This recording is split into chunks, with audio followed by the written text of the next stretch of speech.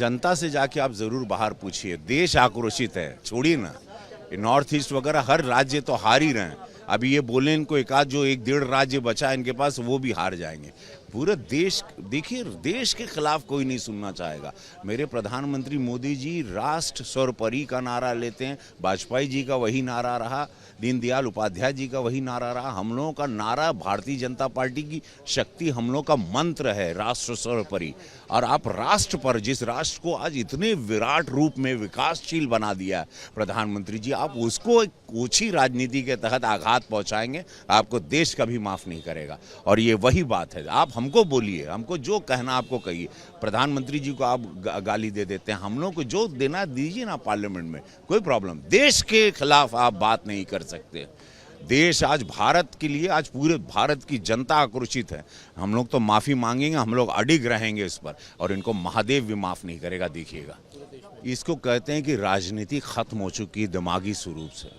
इनको पता ही नहीं कि अब शब्द क्या ढूंढे, अब 24 की राजनीति कैसे करें, 29 की राजनीति करें, आधार क्या हो राजनीति का। अब इनके पास ये निशब्द हो चुके हैं। तो ये सब अलूल जुलूल बातें कहते हैं ना, जब आदमी निशब्द होता है, दिमाग से खाली हो जाता है, पता ही नहीं, क्योंकि इतना विराट विकास हो रहा है। तो अब अलूल जुलूल शब्द पे आगे, इससे पता दिमाग खाली हो चुका है। जनता से जाके आप ज़रूर बाहर पूछिए, देश आक्रोशित है। छोड़िए ना, नॉर्थ ईस्ट वगैरह हर राज्य तो हार ही रहे हैं। अभी ये बोले इनको एक आध जो 1-1.5 राज्य बचा है इनके पास, वो भी हार जाएंगे।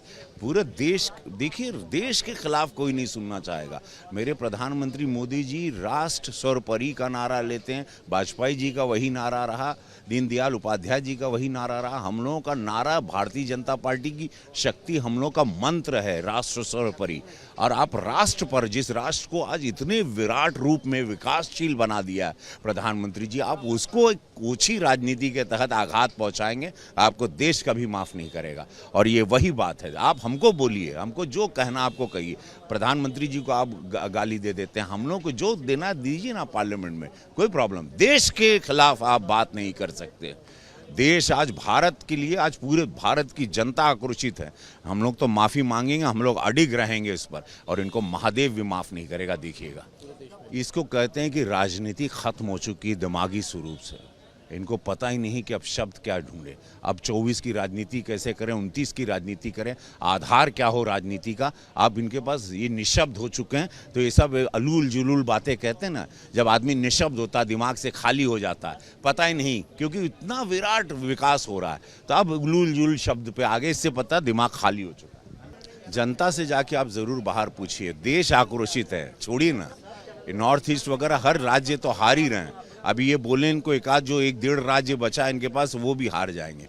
पूरा देश, देखिए देश के खिलाफ कोई नहीं सुनना चाहेगा।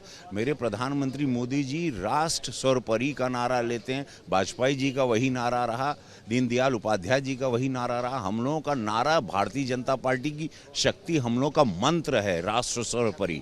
और आप राष्ट्र पर, जिस राष्ट्र को आज इतने विराट रूप में विकासशील बना दिया है प्रधानमंत्री जी, आप उसको एक ओछी राजनीति के तहत आघात पहुंचाएंगे, आपको देश कभी माफ नहीं करेगा। और ये वही बात है, आप हमको बोलिए, हमको जो कहना आपको कहिए। प्रधानमंत्री जी को आप गाली दे देते हैं, हम लोग को जो देना दीजिए ना पार्लियामेंट में, कोई प्रॉब्लम। देश के खिलाफ आप बात नहीं कर सकते। देश आज भारत के लिए, आज पूरे भारत की जनता आक्रोशित है। हम लोग तो माफ़ी मांगेंगे, हम लोग अडिग रहेंगे इस पर, और इनको महादेव भी माफ़ नहीं करेगा। देखिएगा।